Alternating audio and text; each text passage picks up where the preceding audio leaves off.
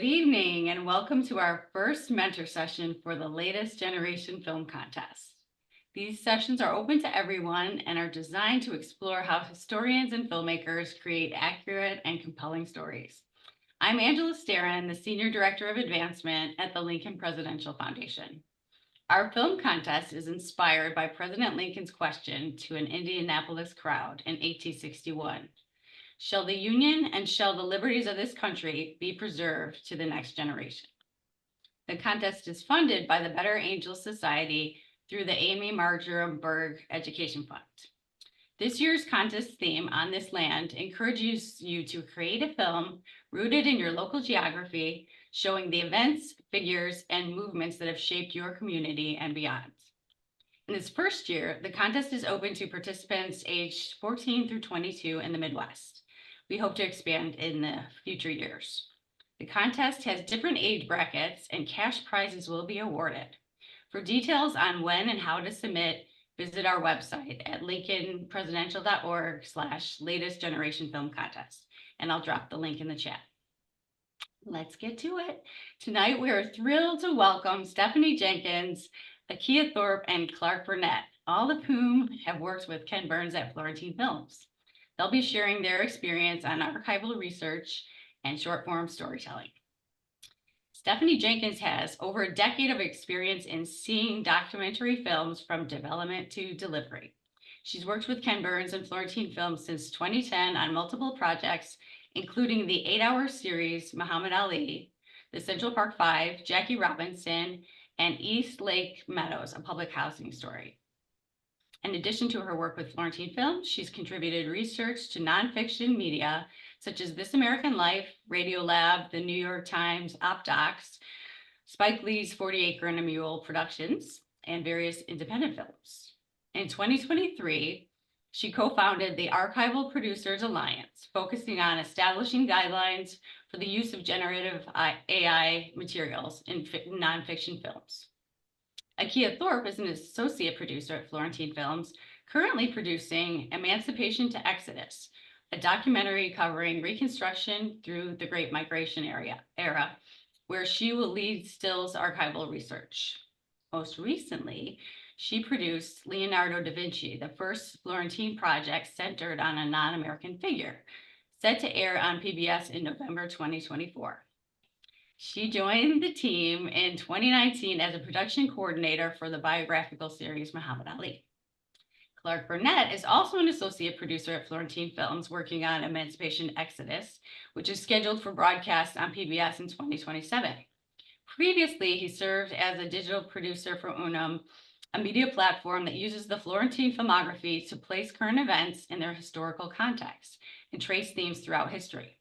Clark's also a director in documentary and narrative film and co-created Now in Color, a docuseries dedicated to expanding the perception of Blackness in America, which has been featured in outlets such as the New York Times, Teen Vogue, the Huffington Post, and Connecticut Public Radio.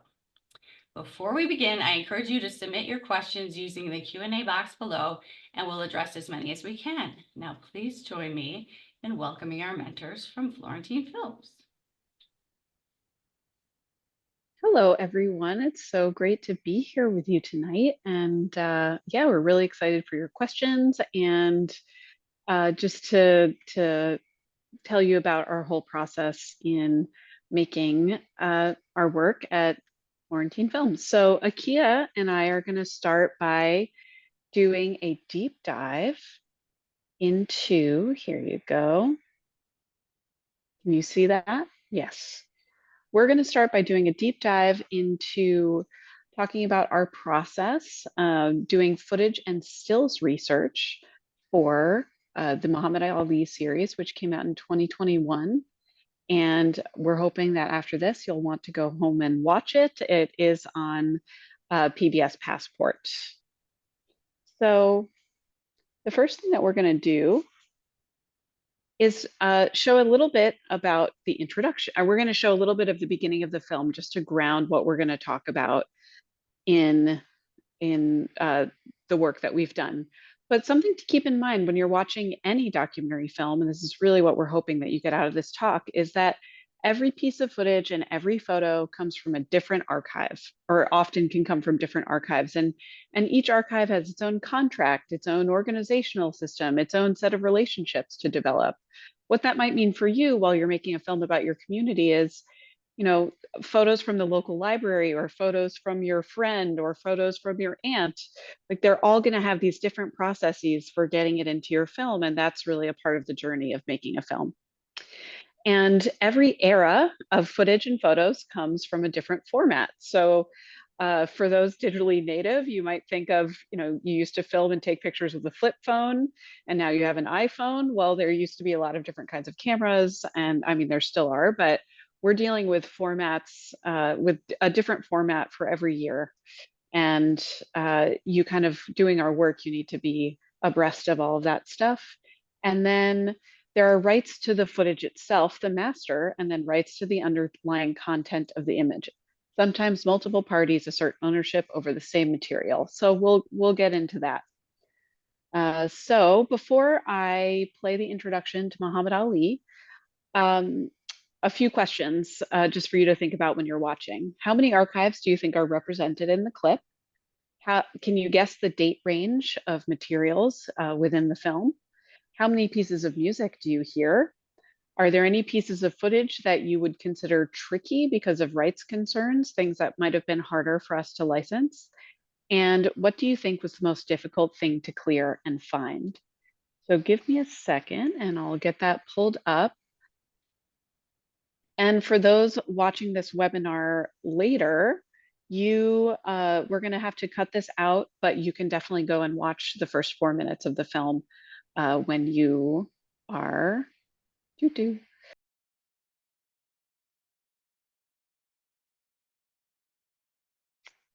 How many archives do you think are represented? I believe it's 25 footage archives and 14 stills archives. The date range goes from 1960 to 1996. I believe there are 2 pieces of music. The trickiest footage to clear was definitely the Olympics footage. And what was the most difficult thing to find? Actually, that clip at the beginning of him with his daughter was really difficult to find and to license. And that's a whole story unto itself. So now we're going to tell you a little bit more about the research process itself. Yeah, thanks, Steph. That opening never gets old. So here we have, like Steph said, an overview of our process for how we handle stills and footage. Um, we've broken it down into 6 steps for you guys. So I'll give a quick overview of what these look like, and then we'll do as deep of a dive as we can with the time allotted. So first, we have research, identifying who are your key people, events, and places that surround your subject, the subject of your film, and what imagery do you need to represent that, to represent those people, those things. And then from there, of course, okay, now we go to number 2. Where are you going to go to get that imagery? There are all sorts of archives. You have plenty of options, and we'll talk about what those are. And sort of intertwined into that is number 3, digitization. Just because you want a certain photo or a clip does not mean that it's available. Uh, it could possibly, for a photo, only be available in literally the original physical copy of the photo, or it could be available in a low resolution, but you need a higher resolution. So again, that's part of digitization. Then what I find to be probably one of the most important parts of the process is number 4, organizing and cataloging. This is really going to help your edit team, or if you're your own editor, it's going to help you, future you, to just really be able to make your scenes faster. And we'll get into why. Ordering masters, number 5, as Steph suggested earlier. This is when you're ordering high resolution of your footage and your stills, unwatermarked because we hate watermarks, and in beautiful, beautiful 4K or whatever format you're getting. And then, of course, you have to obtain permission sign a lot of paperwork, and pay money to be able to use those items that you selected at the end in your film. So let's go ahead and get to research.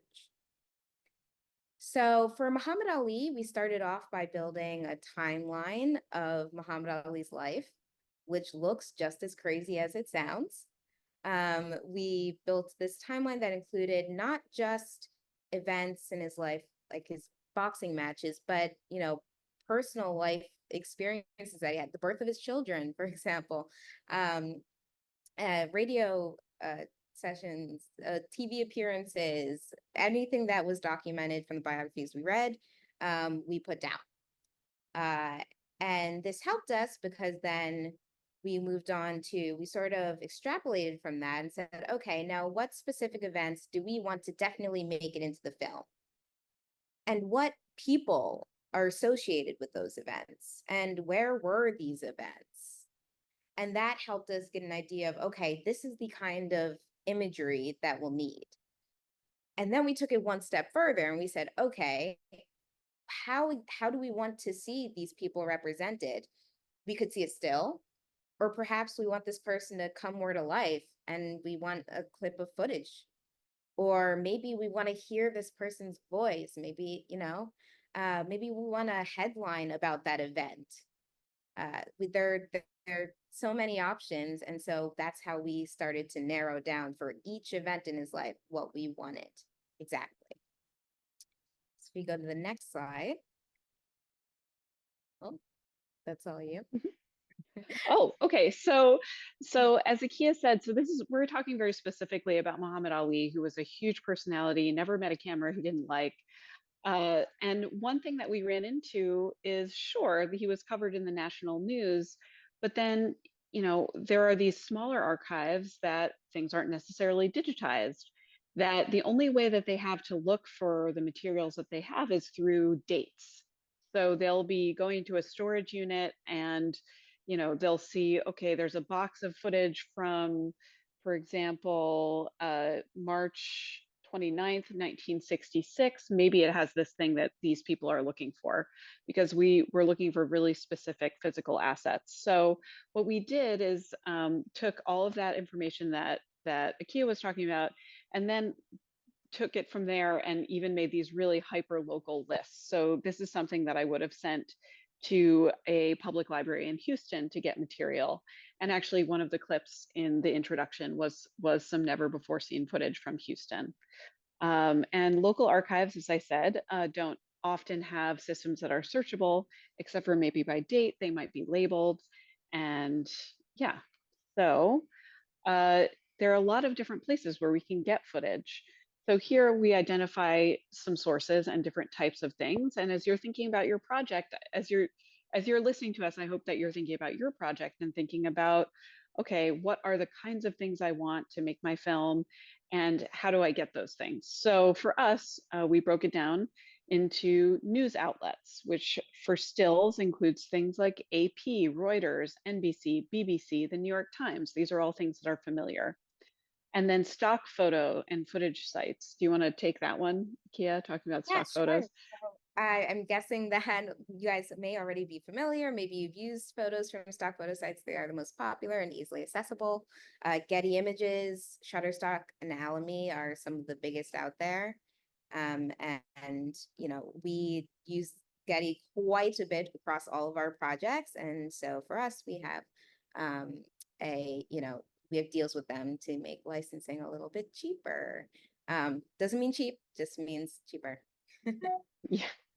And next would be local news, newspapers, magazines. So I'm about to tell you a story about working with the local news in Louisville, Kentucky, which is where Cassius Clay, later Muhammad Ali, grew up. And then university libraries are an amazing resource, and there might be one in your town that if you call up, it's really possible that you can go and look at materials. They're amazing troves. So we worked a lot with the University of Georgia, University of Kentucky, Temple University in Philadelphia, UCLA. They often have amazing repositories. And then local libraries, then personal collections, as I mentioned. For your film, it might be a family member, a neighbor. For us, that included a cardiologist in Louisville, Kentucky, who happened to be neighbors with, and who happened to be friends with the Clays, and took home movies of a very young Cassius Clay. So that was really, he didn't know where his career was going to go, but he just liked to film things and he saved it. And then, of course, there's public domain, which we'll also get into, which is public domain means that anybody can use it. In the case of what we're going to be talking about, that includes the National Archives and the Library of Congress, which are owned or which are operated by the American government. And it's part of your tax-paying dollars that you have this archive at your disposal. So one thing I'm going to talk about, so I was talking about how much footage there is that's not digitized. So for one example, I was looking for footage. I knew that there was going to be some great stuff from Louisville, Kentucky. And it happened that after about 2 years of calls, I was able to get into what I found out was a basement filled with film that looked like this.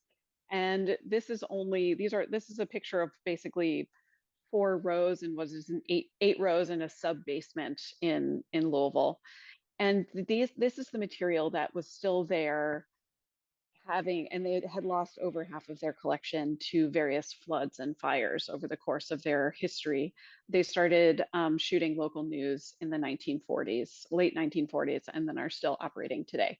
So I was able to actually go into this collection, and I opened about 1,000 film cans and looked through a lot of cans to get footage for our film, including what I believe is the earliest moving image material that has been digitized of Muhammad Ali, which I was able to find from a amateur boxing tournament from 1956. So I'm showing you this not because you'll necessarily be encountering it with your films, but just to remember there's a lot that is not online. And a big part of what we do is build connections with our stories, build connections with the subjects, the communities around our stories through asking them for visual materials. And this was definitely no exception. I made a lot of friends in Louisville, including the cardiologist I mentioned, because I was down there and really hunting for stuff. So I just wanted to show this. This is actually how everything was cataloged at this archive. There were these paper books. These are from 1955, where people, when they shot this stuff originally in the 50s, they just typed stuff out on a typewriter and stapled it into a book. And the only reason I was able to find materials at all is because people had done that work in the mid 50s, and I was able to get to that material. So digitization and stills. Stills, yeah, coming back to this. So you have a couple options, or really more than a couple options when it comes to digitizing. The first type being in-house. So one option is you could do something we did on Muhammad Ali, or more like our colleague Tim did. Shout out to Tim. He used what's called a digiduper, which is just a film term. It's a way to say, really, we're using a camera to take a high quality camera to take a picture of a physical photo and send that directly to whatever local computer that we choose. So there's no offload process, is what I'm saying. It's very streamlined, and it makes the digitizing process just so much faster than it could be. The other option, the slower option, is doing regular scans on a flatbed scanner. Maybe you have a physical image, or you have an image they saw in a magazine that you liked and you want to digitize. You can go ahead, put it on a regular scanner. We like to make it what we call a TIFF file format, which is just a high resolution, one of the highest resolutions you can get. It's just best for your images. And then the other kind of digitizing option is going to the archive and requesting that they digitize for you. And of course, generally this comes at a little bit of a price. But to be honest, it's normally not it's normally reasonably inconsequential. I guess it depends on your budget. For us, it's inconsequential. And so you can, based on whatever images that you see they have available online, you can say, hey, give them the identification number for the image and say, you want this and what format you want it in. We also, I would also suggest that you be thoughtful about your timeline when you ask them that when you ask them if they'll digitize, and they, of course, they'll probably say sure, then you also want to ask about timeline. When do you expect to have that back? Because, for example, during Muhammad Ali, we were making that film in COVID.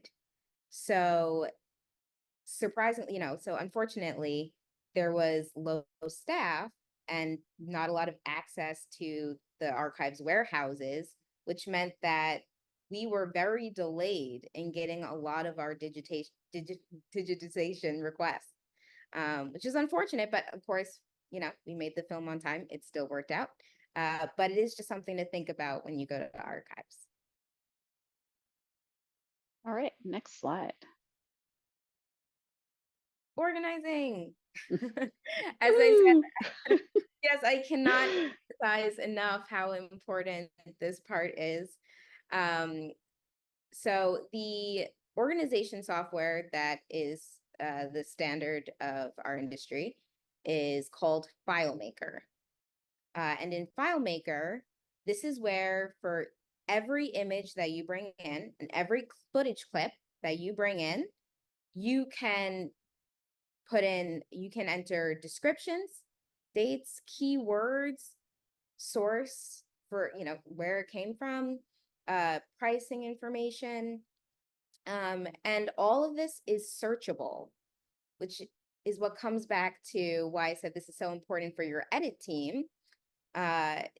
This makes it such that when your editor wants to thinks, this type of image would be perfect for this scene, they can search and they don't have to sift through thousands of images.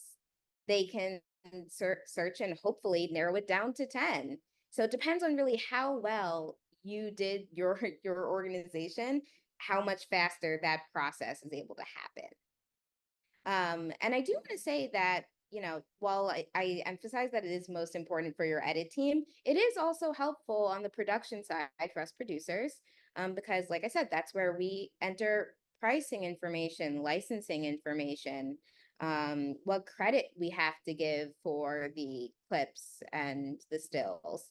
And so when it comes to the end of the process, really, we're thanking our past selves because it's easy to say, hey, Gaddy, we need these clips, these stills, and we just have a list and we can send it off, and simple. It's a simple export from FileMaker.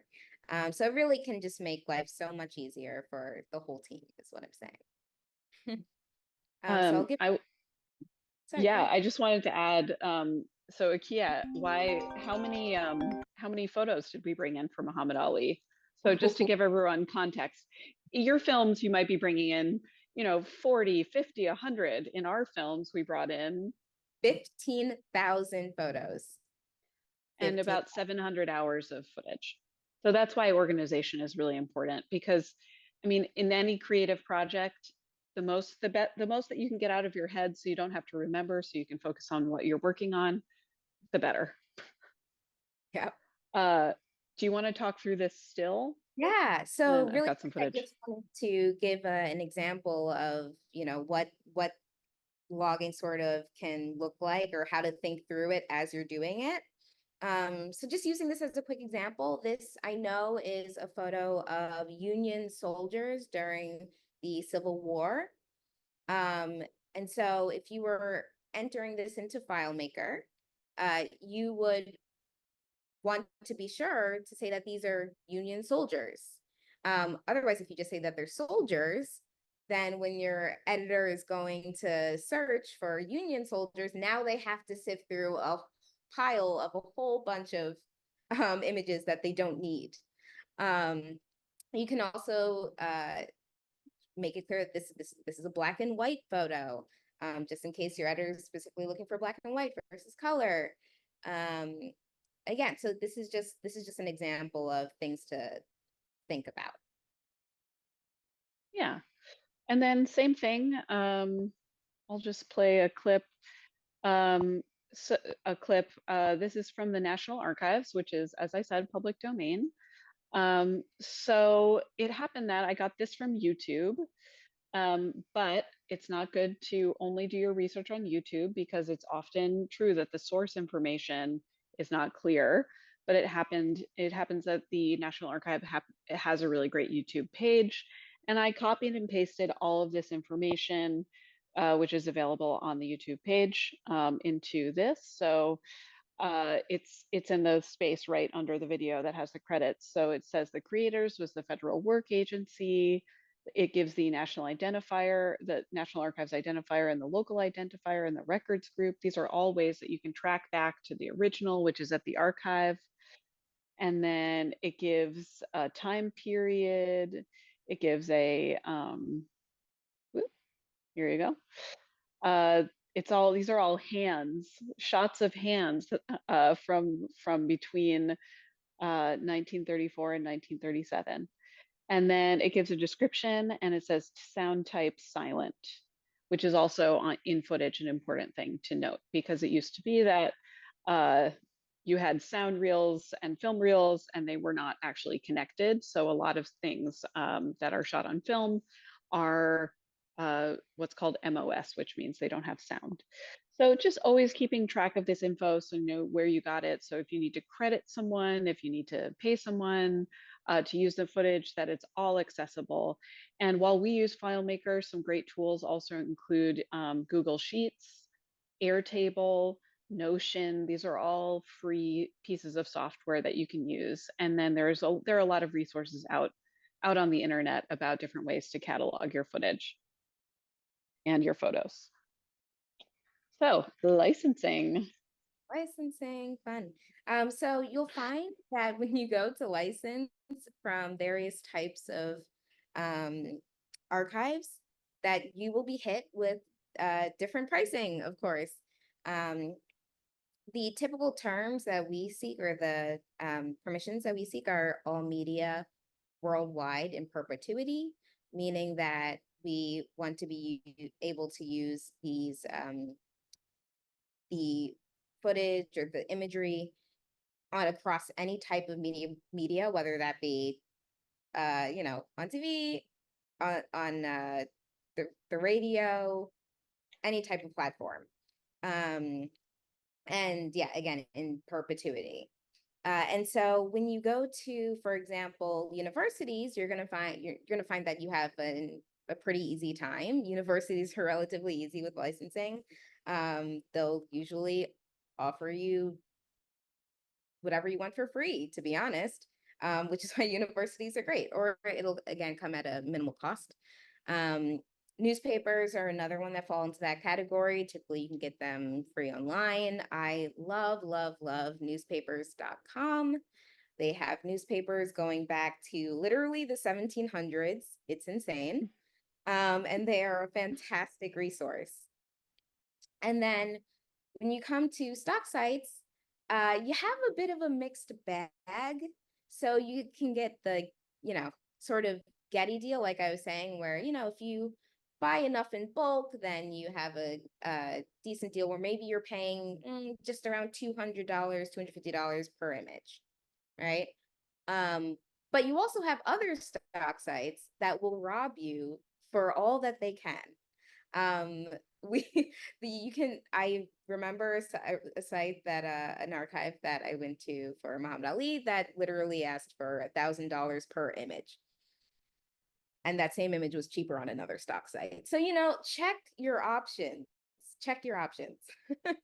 um, and then, of course, for personal collections, it's also a bit of a grab bag, because you will get people that are just happy to share their family photos, albums, and, maybe they'll even just give it to you for free.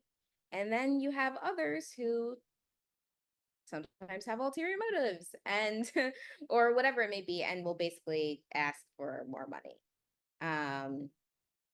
than necessary. And then finally, we have what falls into the last category of we actually just couldn't trace back the owner of the photograph. And in this case, that's why we buy what we call E&O insurance, which is errors and omissions.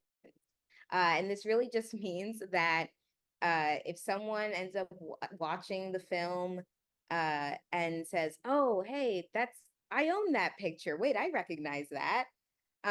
We are covered because we will show our lawyers that, hey, we did our best work, our very, very best work to find the owner of this photo, because it's not like we are trying to skip out. We want to pay everyone fairly what they deserve. And so we will quite literally track every time we make a phone call in an attempt to find an image, or anytime we send an email, who it was to.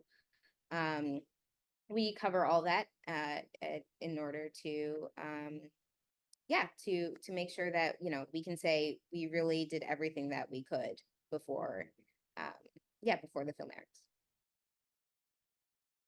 All right. So a little bit on footage licensing, and then we've got like one more slide, and then we're going to pass it along to Clark. So again, we're working at a scope where we're making films that tens of millions of people are going to see on public television.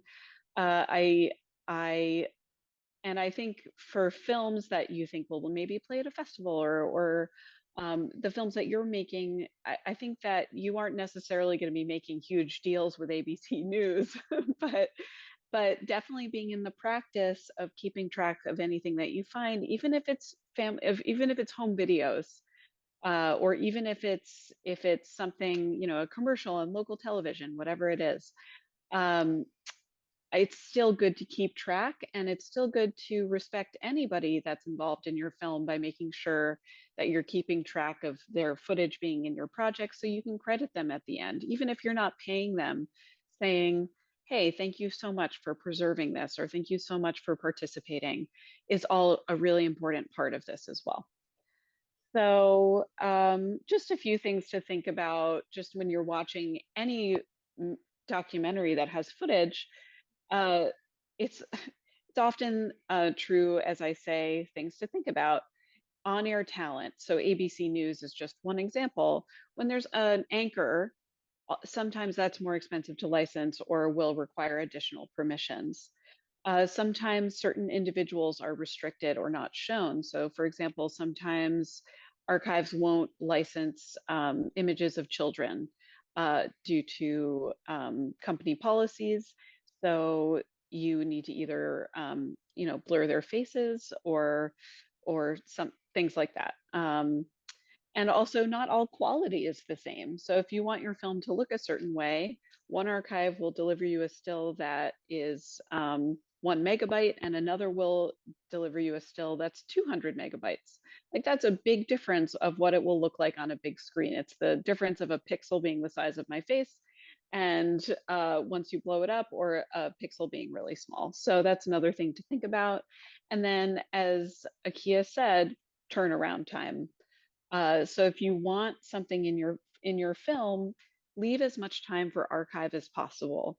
And something I really love about working in archive is it works at a human pace.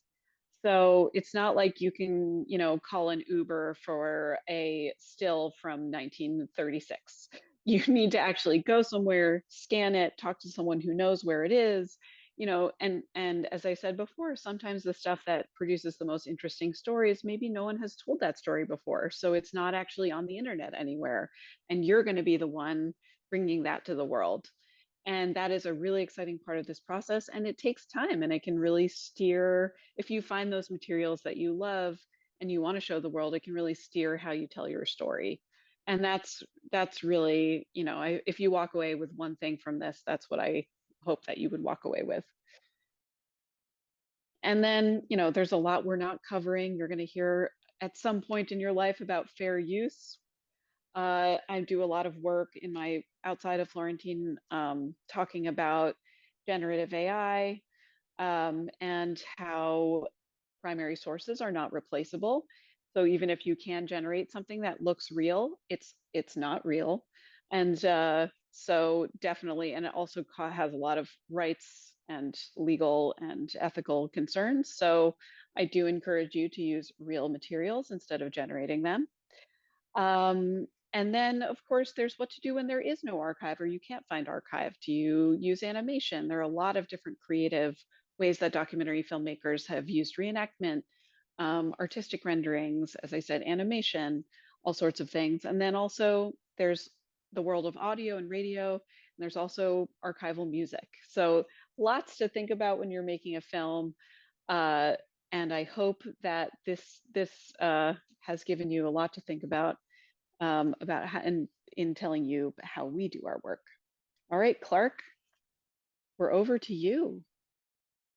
All right, thank you so much. So, and we'll be back for questions at the end. Absolutely. All right, I'll just share my screen here. Okay, all right. Thanks for having us. Lincoln Presidential Foundation, thanks for having us. And thank you, Akia and Steph, for giving us that background information about licensing archival media, both stills and footage. Those are the essential components, the puzzle pieces that have to come together to create a story. And typically at Florentine Films and in the Ken Burns filmography, our films are very long. They're they can be anywhere from 8 hours to a lot longer. The film that Steph, Akia, and I are working on right now will probably be within the 8 to 10 hour range. But I'm here today to talk to you a little bit about short form storytelling because that'll be most relevant to the projects that you're working on about land and geography and the places that you call home. And there's a part of Florentine Films called Unum, which I'll explain a little bit later, that deals a lot with conveying a story in a short amount of time. So before we get into that, I'll just back up a little bit and give you a little bit more context for the work that we do and what it means to be an associate producer or producer in general. Being a producer looks like doing all of the work that Steph and Akia just mentioned, at least at Florentine Films, which is a lot of archival research, thinking about history and licensing and copyright and that sort of thing. It's also thinking about story, right? It's also thinking about doing things like you're seeing in these images right here, which is all production-based, working in the field, making sure your crew knows the schedule for the day, making sure you've got, the location that you need and the right schedule spaced out, making sure everyone's hydrated. Everyone needs to drink water on location. That's really crucial. And so being a producer looks like being at the intersection of all of these things. It's thinking about logistics, it's thinking about history, it's thinking about story, and it's combining all of these things into something that creates a work of art in the end. Ken likes to reference that saying about 1+1 = 3. And I like to think of archival media as being the the 1+1, and then the 3 is sort of the story that you ultimately end up with. We're trying to create something that is ultimately larger than the sum of its parts, that feels immersive, that feels interesting, and that feels informative. All right, so that's what it looks like to be an associate producer. And I'll tell you a little bit now about Unum. So Unum is a digital platform that was started by Ken Burns and also Don McKinnon, his colleague. It started as an iPad app and then developed into an educational website. And sort of the mission is to provide historical context for the issues that we're talking about in the present. It's meant to be sort of a conversation starter, a source of information for people across a large number of age ranges.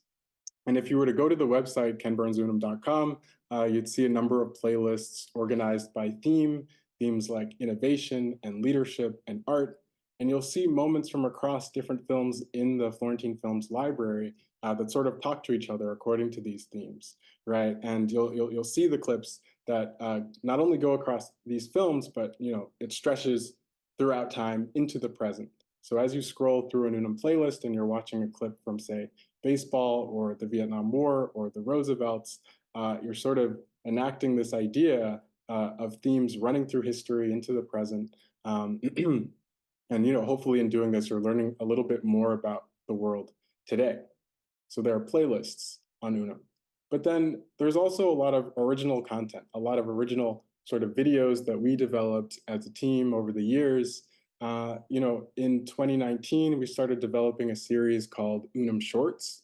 And the idea is that we could sort of enact Unum in sort of a satellite that would go out into the world, right? The idea is that we would take a moment from one of Ken's films, a moment from one of the films in the Florentine Library, a scene, and connect it to an issue that was, being hotly discussed at the moment. So, for example, in 2020, there were conversations around Confederate monuments and whether they should be allowed to stand or whether we should take them down, whether they were monuments to sort of an evil and dark part of our history, or whether they were reminders of that history. And there's a moment from Ken's 1985 film on the Statue of Liberty where the famous author James Baldwin is sort of reflecting on the ideals that the Statue of Liberty is meant to represent.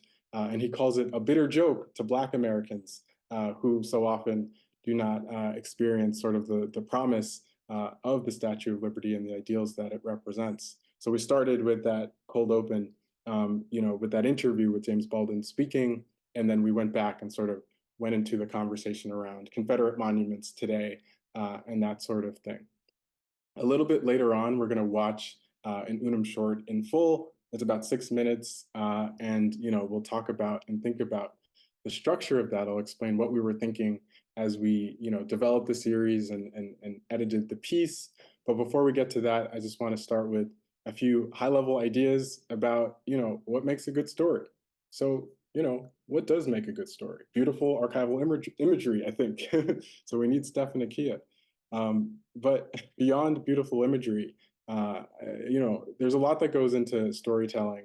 These are just a couple of things, but I think that this is a good starting point for you all to think about as you create your short films, your short documentaries.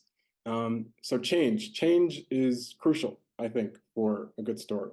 And what does that look like? It looks like a character, and again, this could be in the nonfiction form or in fiction if you also do that outside of this context, but a character who's evolving over time. They could go on an emotional journey. They could come to some sort of realization about themselves, about the past. And by the end of the film, we should see them at the other end of this journey, whether it's figurative or literal. And you could also think about this according to, or when you're thinking about places as well. Places also undergo change. And of course, that's going to be relevant to the work that you all are doing in this contest. It'll also be relevant in the Unum short that we're about to watch. But you want to make sure that there are changes, that you're not just sort of consuming expositional information as a viewer, or that you're not just sort of giving that to your viewers, right? You want to make sure that there are twists and turns in your story, that you're setting up expectations and maybe subverting expectations, and that that sort of thing. Those shifts in gear will keep the narrative momentum going. So change is crucial for a good story. It's not just information. It's a journey. There's truly an arc. There's a beginning, a middle, and end. Okay, so change is one thing. And then the other thing that makes a good story is appealing to, sort of universal human qualities, things that are relevant to everyone, relatable to everyone. And that doesn't necessarily mean chasing the latest TikTok trend. It could also look like thinking about, again, just sort of human qualities, human experiences. So for Muhammad Ali, for example, we can't all relate to being a world-class athlete, but we can relate to ideas, broad, abstract ideas like sacrifice. Muhammad Ali sacrificed his career for his ideals. We can think about these broad ideas like victory and triumph and struggle. And so, a good story will have these elements that sort of speak to you on that level. And I think Unum is a great example of that because, that's sort of the whole premise of the project, right? That there are themes that run throughout history that connect all of us, that connect history to the present, and so on. Okay, so now I'm going to tell you a little bit about the Unum short that we're going to watch. So this is about the 1864 Sand Creek Massacre. This was an event that happened in Colorado. And it's about, unfortunately, the massacre of hundreds of Cheyenne and Arapaho people. It's about, a moment where we're thinking about not only the events of the massacre, but how we're remembering the massacre, right? So for so long, folks had sort of referred to this moment as a battle, which sort of implies agency on both sides, right? That there was sort of an equal footing between the two groups. But as you'll see in the clip, we want to think about actually, the meaning behind words and how sort of calling something a battle when in fact we should be categorizing it as a massacre can sort of change our relationship to it over time, right? This is, a crucial part of things like national memory, right? How are we remembering the past? And, as Ken will say in the clip, how we remember our history is part of our history too. So, all right, we're gonna watch the clip. Before we watch the clip, try to guess for yourselves sort of what the story beats are. Try to imagine. What were we thinking as we were sort of engineering this story, both in the edit room and afterwards. And then I'll tell you the truth, and I'll let you know if you were right on the mark and guessing where the story beats were and sort of what we were going for in terms of structure. All right, so we're going to get to the Unum short that we released in 2021 with the Washington Post. This is a piece that I cut, along with a colleague, Megan Ruff, and we were really excited to release it. I'm watching that back, I'm reminded of all of the archival licensing that went into the process. Oh, all right, let me just make sure I'm sharing again. Okay, and we're back in. Yeah, so I'll tell you just a little bit about, the structure that we were thinking about as we were putting this piece together, and sort of how we were thinking about creating something that was made and sort of optimized for the web and for those sort of, fast-paced moments. And now in the TikTok generation, we've got to grab people at the very beginning and sort of give them a reason to keep watching. But when we were thinking about Unum Shorts, we knew that we wanted to start with a cold open. We wanted to start with, a moment where you're dropped into the story world and you're immediately sort of understanding what's at stake. You're figuring out, the who, what, where, and why of your story. But before more of that expositional information comes, first you're just confronted with something that feels like, a very intriguing or high stakes situation.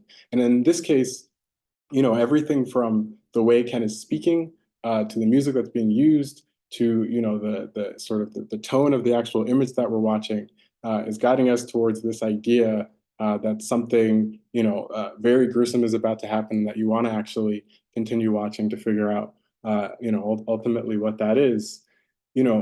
Again, because we're working in the short form and because we were making something that was online, we realized that it was important to let people know sort of the headline at the very beginning. So, a little hint about why this piece matters and why you should continue watching.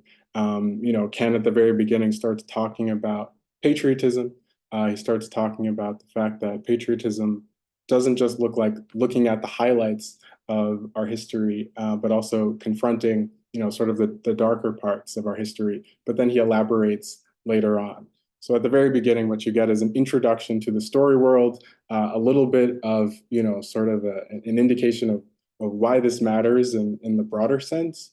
And then we jump back in time. We get some expositional information. Where are we? We're in the mid-19th century.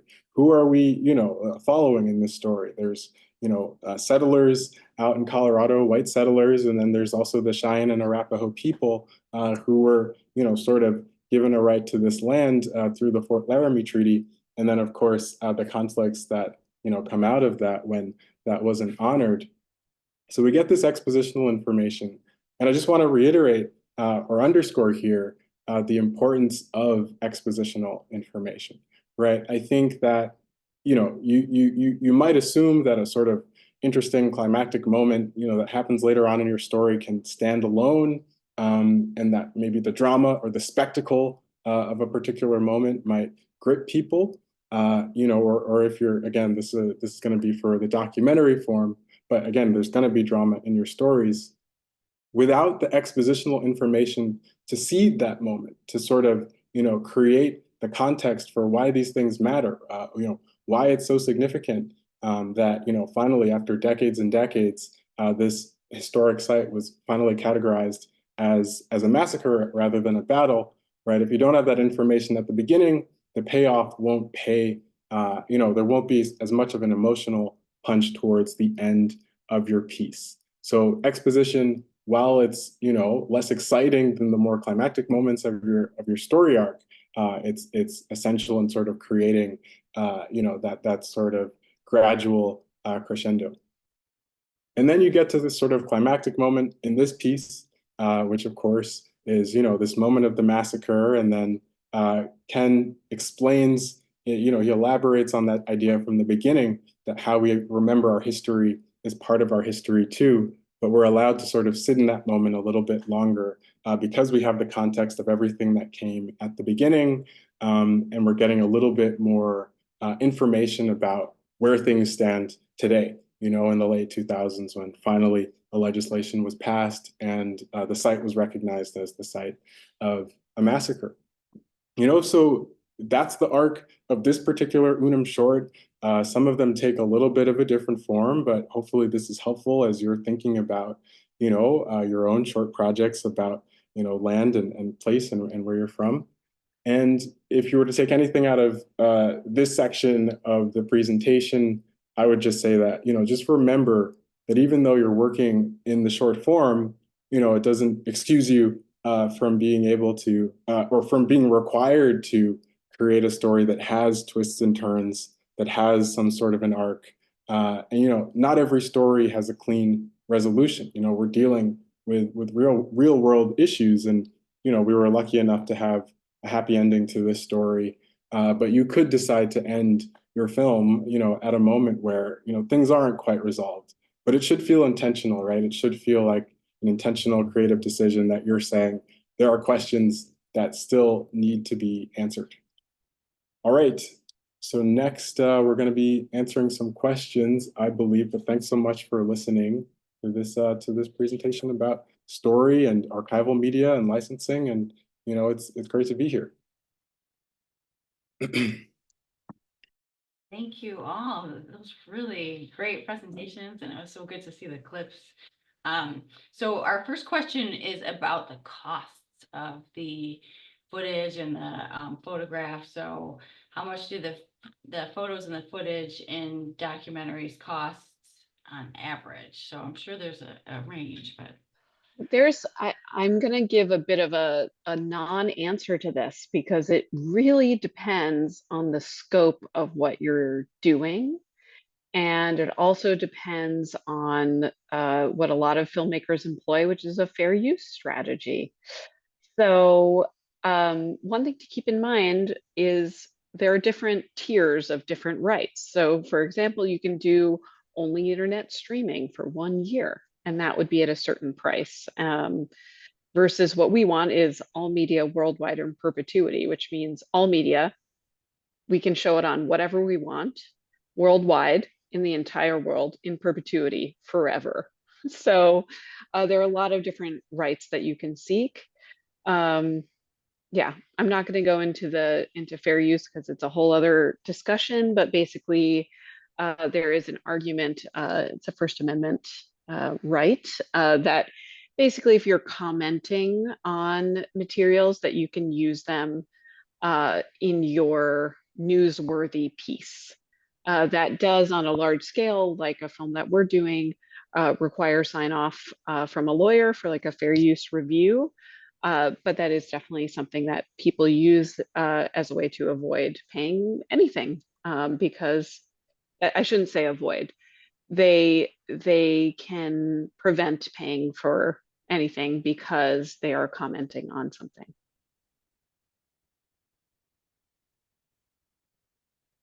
Yeah, I'll also add that for Unum, because we were working in a web context, things licensing archival media for web is typically cheaper than it is to license things for broadcast and in perpetuity for these full-length films in the way that Steph and Akia are discussing. So of course, where your project is ultimately going to be distributed will have a direct impact on the cost.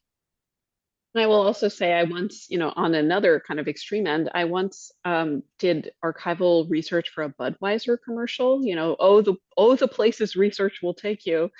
And that was exponentially more expensive because you have a major corporation making money off of, making money from this advertisement. So that was, to a degree that was really surprising to me, but those are the rates that they get because they're making, when you're licensing for advertising, you're licensing for a for-profit enterprise.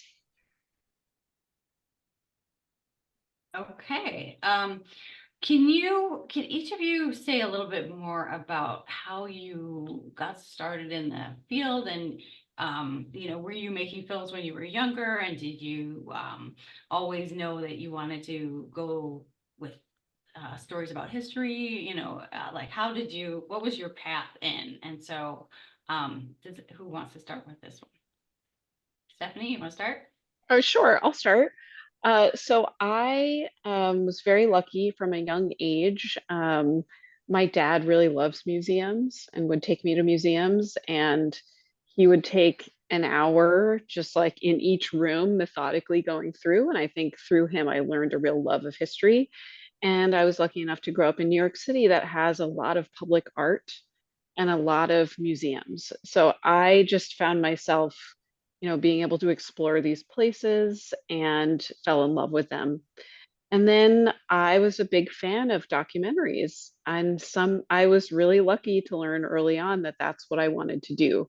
And it combined my interest in museums and art access and education into one thing. And so I got an internship with Florentine Films in college and was lucky enough to get a job. And I've been here for, it'll be 15 years next week.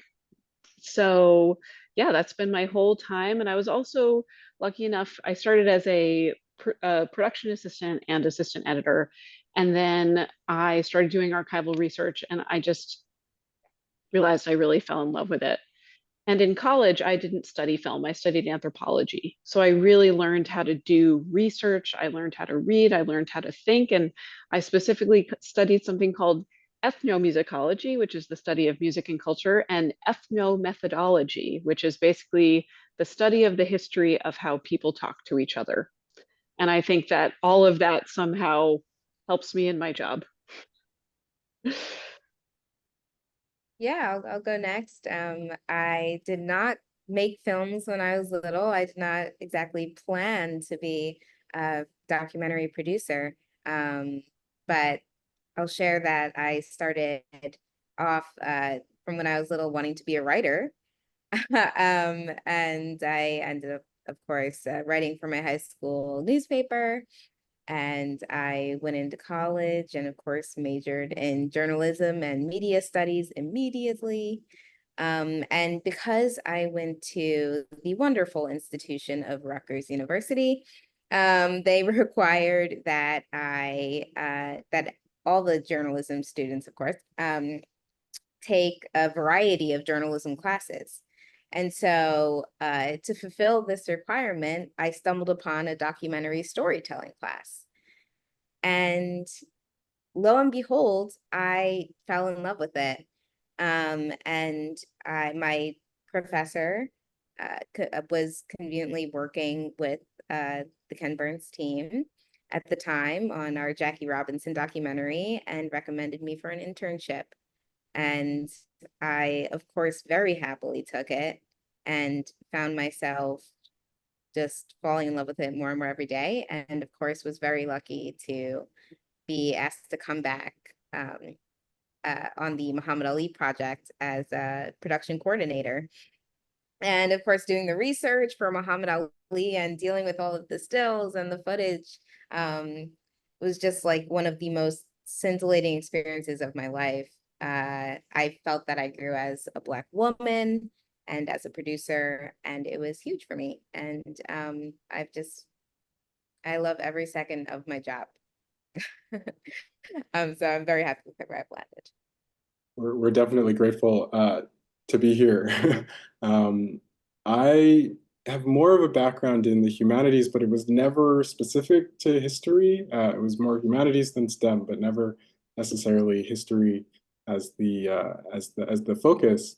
I do have a background in filmmaking. I was part of, I would say, the sort of the YouTube generation that emerged in the early 2000s, where folks were, grabbing cameras from family and friends. For me, it was my mother's point and shoot camera, and then just learning how to make work and to upload it and share it and that sort of thing.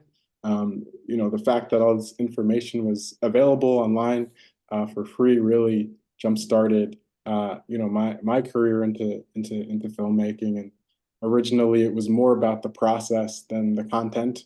How do you edit something? How do you achieve a certain special effect? And then I realized I wanted to tell stories, and eventually started to create documentaries both in college and then, of course, now for this job afterwards. I studied sociology, and I found my way to Florentine also through an internship, like many of us, where I interned on the Vietnam War film, also College Behind Bars, and then, like Akia, came back after graduation to work at the company.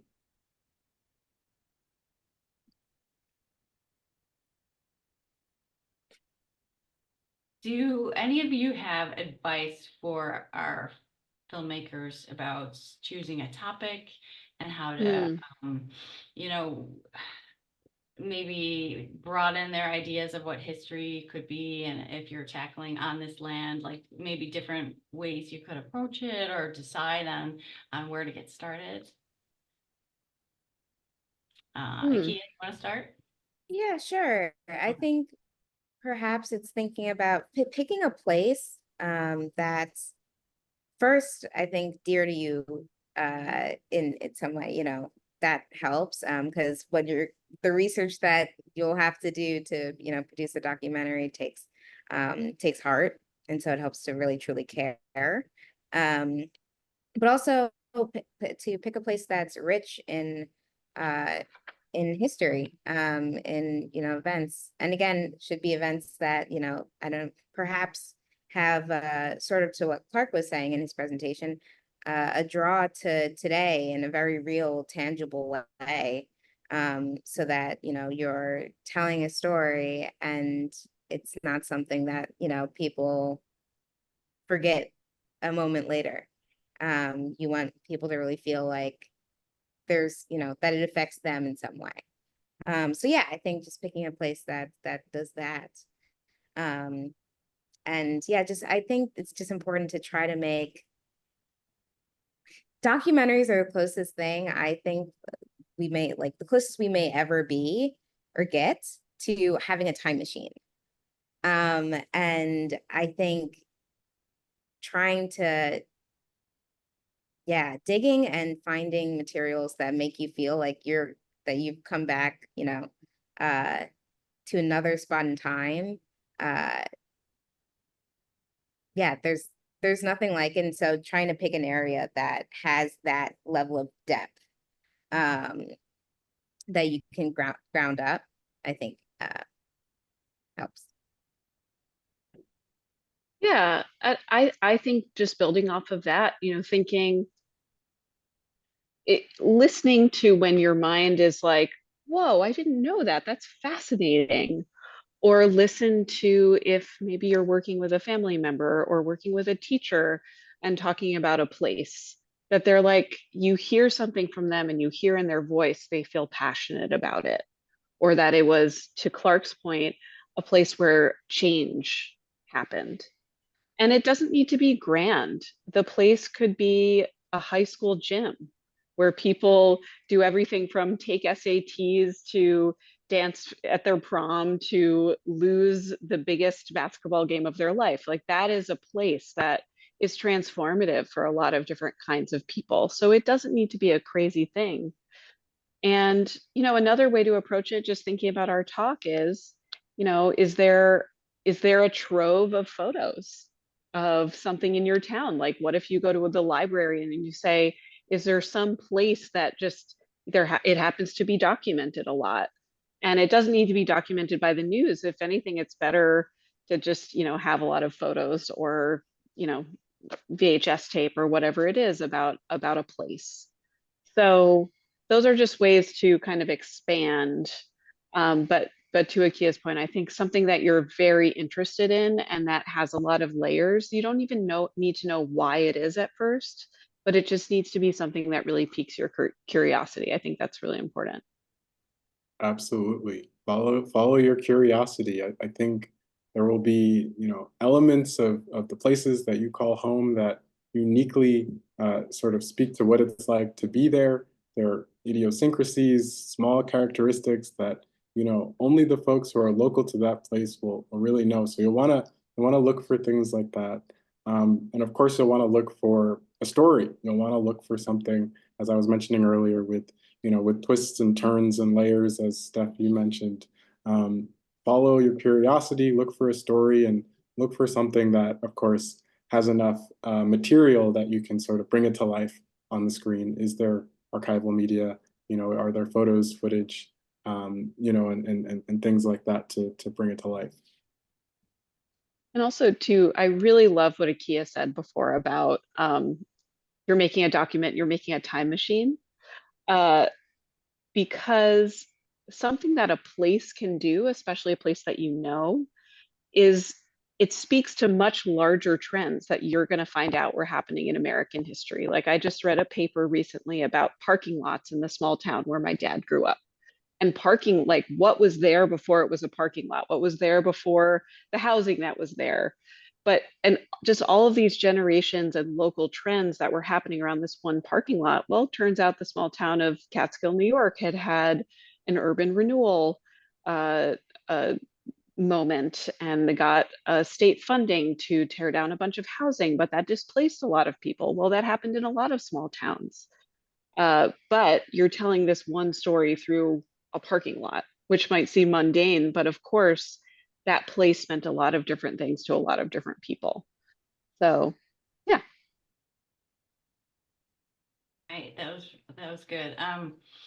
What about the amount of footage? I was curious about that so you talked about, what was it, 15,000 images for um the Muhammad Ali project, was that right? Yeah, that's right. And um how much of that did you, when you had to select between, did you use most of it? Did you use half of it? And how do you make those really tough choices? And then what do you do with the rest of it? Do you have, um, a It's over. No, it is incredibly tough to select yeah, what item. It was very tough to select what items we were going to use. Especially working on Muhammad Ali in particular was a really tough one because not every film comes with that wealth of archive. He was the most photographed person of his time and probably will be for a long time. And so, for example, again, as you mentioned in the beginning, Angela, I just finished working on a Leonardo da Vinci documentary, and there were just about maybe 4 or 5 images that we were able to use of him in the entire film, not images, drawings, of course, that we were able to use of him. Anyway, so getting back to Muhammad Ali, it was very tough, and I think it comes down to, what